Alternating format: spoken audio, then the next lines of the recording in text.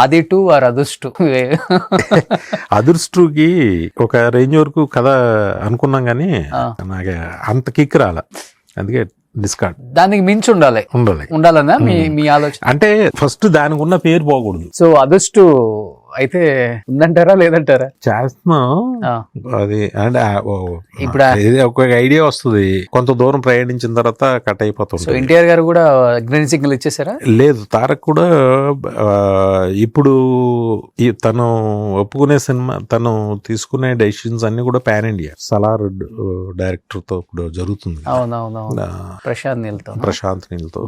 తర్వాత కూడా ఇంకా అంతే, పాన్ ఇండియా ఫిల్మ్స్ కే తను, అది అదుర్స్ పాన్ ఇండియా ఫిల్మ్ కింద ఉండదు కదా.